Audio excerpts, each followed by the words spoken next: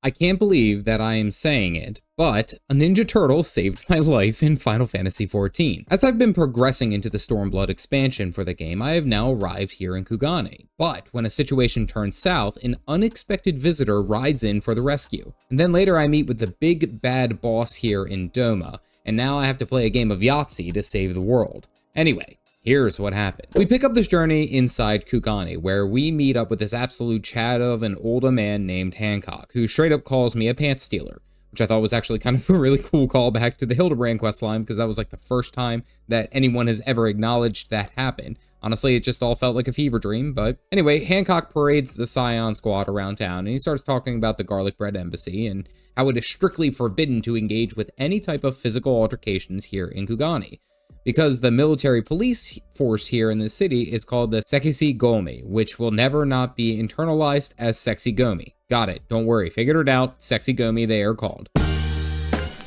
Apparently they are insanely aggressive to the point that they sliced a merchant in half with like a single slice, mild disagreement. They take their job super duper seriously. He also makes a jab at being cut in half like Teleji Adeleji, which like, damn, this dude is a bit crazy, isn't he?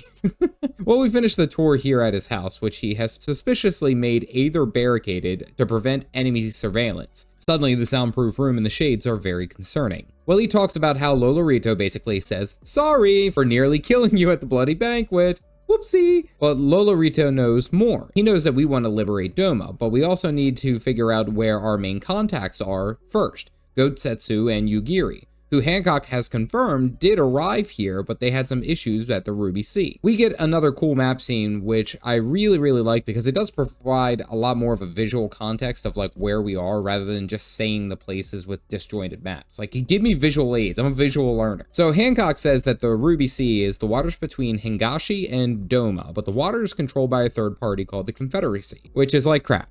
There are more pirates. But if you want to cross the sea, you need to pay the toll. They're basically bridge trolls. That's all they are. The Garlic Bread Empire doesn't even really care about them despite being here for about like 25 years. That is until a new viceroy has arrived. And the viceroy says that if you pay the ruby toll, you recognize their power and thus you are now an enemy of the empire. They also say that the viceroy is a she. So we joined together to find Gotsetsu and Yugiri to see if they even made it across the Ruby Sea, and we agree to split up and talk to the different people here in town to see if we can find out what the heck happened to them. But then Alfie gives us this in-depth, super detailed sketches of both Yugiri and Gotsetsu. Like, holy crap, Alfie, you really missed your calling. Chad informs me that this is, in fact, concept art from the two characters, which I thought was actually really good. We talked to a few people trying to discern information, and we meet back up here with Kodo's Kaze, who is like got the moon breed of hair, and damn it, I'm just gonna say it, I miss that girl. Well, this tavern keep says that basically the way that things are is that we have to be neutral, that she has nothing to hide, but if someone asks about you, I will also share that I did in fact speak with you. That's probably gonna bite us in the ass later. Well, we run around talking to the captains at this short pier because we confirmed that the cool kids did stop by and try to talk to this tavern keep and sought passage to the Ruby Sea. And she was like hiding a list of people who they talked to in her prison pocket. Again, prison pocket, the internet's ruined me. Well, none of the captains have seen these guys at all. So now we talk to Lise and we see this weird catfish guy for a quest, who is a Namazu fisherman. And in we meet Gyodo, or Guido. I said Guido in my mind as I was reading it again. I said Guido. Lise has like a hardcore case of RBF. And then this catfish is like, can I help you? Why are you staring? Like, dude, you're talking seafood platter and you really are questioning why we're staring?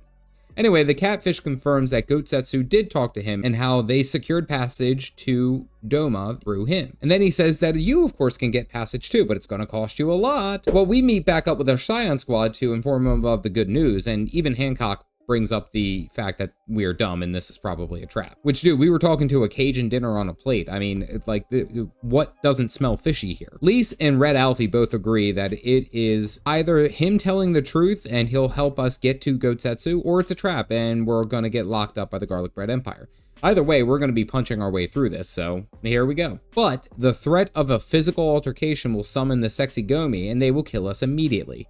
Dude, I took a sword to the stomach by Xenos and lived. These samurais aren't gonna be a problem. Well, we are waiting on a bridge and in walks this squiggly catfish and his voice. Oh my god, listen to this. Endless and most sincere apologies to you and yours, yes, yes. This way, quickly now. I hate it. I hate it already. Well, we kind of look at each other and walk off, but look at this catfish pivot and turn. Like he had to make a wide turn. He had to steer himself around this. I was cracking up for this. We ask him where the ship is, and of course he sells us out to the garlic bread empire because, oh my gosh, who saw that coming?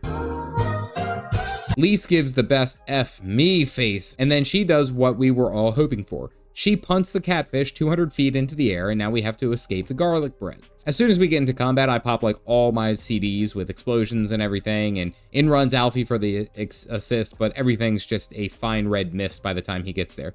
It feels so good, just pop, pop, pop. Well, as we finish these guys off, the whistle blows, and now the sexy Gomi are onto us, which we need to get back to the Ruby Bazaar without getting caught, but we also can't fight the sexy Gomi because if we attack them, it would result in a failure. Oh boy, I'm not good with stealth missions. Well, we use a smoke fart bomb to run away and somehow avoid all the sexy boys running around here, and somehow they can't see a 7-foot tall wizard sprinting through the streets. Look, I'm standing right behind this guy. Doesn't he just like feel me standing there?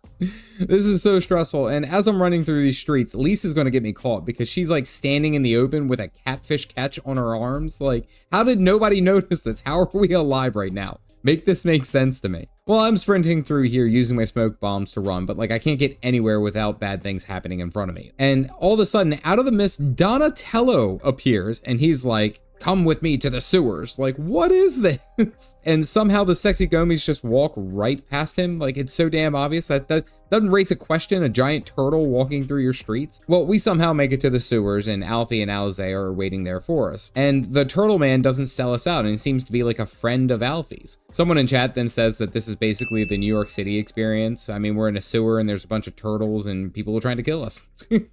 Well, we make it back to the bazaar with the Kojin and an unconscious Namazu. And Lisa's like, well, some crap happened. Oh well. The Kojin saw an opportunity, and that's the reason that he helped us, to get into the good graces of Hancock, who is a merchant for the trading company. And he wants to open up an entrepreneurial relationship, mainly because people don't trust these blue Kojin. Hancock, of course, accepts, because, well, you know, the turtle did just save our lives. And the turtle also gives us a boat that will take us across the Ruby Sea. Fantastic. This turned out well. Well, the catfish wakes up and then was like, yeah, I saw Gosetsu. I tried to betray him, but he ended up killing a ton of Garleans and got captured by the sexy Gomi as a prisoner. Hancock is like, oh, that's the samurai I read in the news. Oh, I should have just gone and paid his bail. Like, it's so simple, dude. Why do we have to do everything? We head to the barracks and wait for Hancock to give us a thumbs up for our boy, but the whole caffeinated cold is standing out here in their wonderful samurai outfits. And we wait like 30 minutes. It felt like a lot longer. Well, then we hear something afoot, and some man is speaking in all caps 25 miles away. Ah, that must be Gosetsu, and he sounds like he's in trouble. Alice and I watch Lise sprint off, and we find Gosetsu literally dueling sexy Gomis and beating the hell out of them with his giant ferocious wooden sword. He bet the guards that he could beat 10 of them in a row to win his freedom. And despite the shenanigans, they let him go, and like, wow, he really kicked their asses. They gave him his freedom, and it's like, it's an honor to fight a true samurai. Back at the bazaar, Gosetsu talks to us about what had happened, and he says Lady Ugiri and him split up to look for Lord Hien, who immediately I'm told by chat is pronounced Lord Hien and not Heine, but you get what you get. Well, Lord Heine is heir to the dome and throne, and since the death of the emperor, people wanted to have him sit on the throne. But Gosetsu and Lord Hien got separated in a battle, and that's why Gosetsu came to Ugiri to recruit her to help assist him find Lord Hien. We also then hear the new viceroy's name, Yatsuyu, but her name is Yahtzee to me, and you can't tell me otherwise. I'm gonna die on this hill, and it's Yahtzee. Well, we tell the goat that we are ready to go and fight against the garlic bread occupied Doman lands, and he's like, oh boy, here we go, killing again. So we rush off to meet Sorban, who takes us to the Ruby Sea, but first we see this massive tower, and then Lise telling us about the place and how beautiful it is. But now we're going to have to go swimming. And we have to swim to meet pirates. My first priority here is going to be figuring out how to fly. Good lord.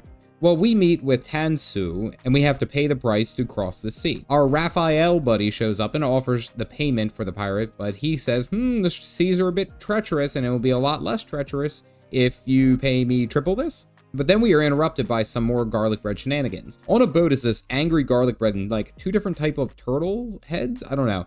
But they seem to be different than our Soroban buddy. Well, the garlic bread starts trash talking like, hey, go ahead and give us a reason to crush you. Give me a reason. We meet up with Tansu and we're like, dude, what was that? Why didn't you fight him? And he was like, well, we can't really do too much to stop them because they would absolutely wreck us. So we're really just all talk. It also seems like Soroban has run off and hidden as soon as these guys showed up. And we only just now noticed. Lise tries to talk to them to get them all riled up for war, but they simply say, hey, we're just boys in boats. Leave us alone. He does drop a line that the Viceroy evil lady, Yahtzee, is in a nearby village, and guess what? Now it's time for us to go murdering, right? We find Soroban back here at the Confederate camp, and he's basically like, yeah, I didn't want to get all mixed up in that with the red turtles, because apparently the blue turtles and the red turtles don't get along. This kind of feels like a gang war type thing here. We meet up with our turtle boy at the dock, and he's going to deliver us to the fishing village of Izari, and Soroban is like, peace out, I'm going. Goatsetsu's garlic sense is tingling, and now we see the Garlic Bread Empire is already here at the fishing village and is looking to have rounded up all the villagers here with a whole bunch of soldiers. And in walks Yahtzee and frickin' Names Day. I hate this man so damn much with a passion. Good God, why can't we just end this jerk? Well, chat immediately starts telling me that, oh, I can fix her every time. Well, this is the evil viceroy for the Garlic Bread Empire here in Doma, and she tosses in a villager who is trying to escape to Kugani. And she says that he is a traitor. Well, a villager rushes up and is like, hey, easy, I swear allegiance to the Garlic Bread Empire. Words aren't enough. You must kill the escapee to prove your allegiance. Well, he just like straight up pops off and shoots the guy dead with a loaded pistol. And I'm like, Yahtzee's standing right there and you have a loaded pistol. I'm sure she has some type of protection, but it's worth a shot. Yahtzee starts giggling and such and then turns to the older couple behind him and says, well, those guys are too old. Why don't you go ahead and kill them? And the guys, those are my parents, I can't kill them. Then does the only sensible thing, which he should have done from the start, and points it at the evil queen lady. Probably wouldn't have gotten the shot off, but still, Goatsetsu's monkey brain starts going off, and he wants to destroy everything here. But Alice is like, if you do that, and we take revenge here, all the province will suffer, and they will know that we are here. Goatsetsu then just says, I'll be taken prisoner. In the meantime, form a plan. I mean, it's like, I know you're not wrong, but I was hoping that we got to go murdering. Like, this was a very dry stream. He says that we should go to the tower in the northeast and find allies, and then charges into the village. Namesday does his best face, and Goatsetsu says, you either stop this or I'll slice and dice your pretty kimono. He gives the evil death stare, and things just went to hell. Okay, so this was a great stage setter of a session, mainly because we were able to prepare ourselves for the coming shenanigan storm that is going to be to probably kill the Viceroy Yahtzee.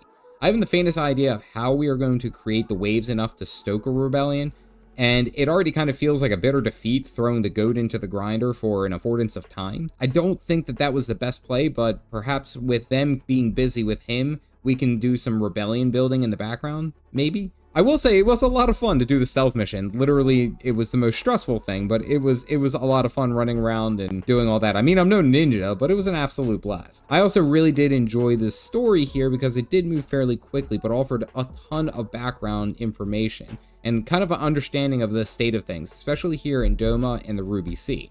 Great stuff. If you missed it, I do stream Mondays and Friday nights at 9:15 p.m. Eastern Standard Time here on YouTube.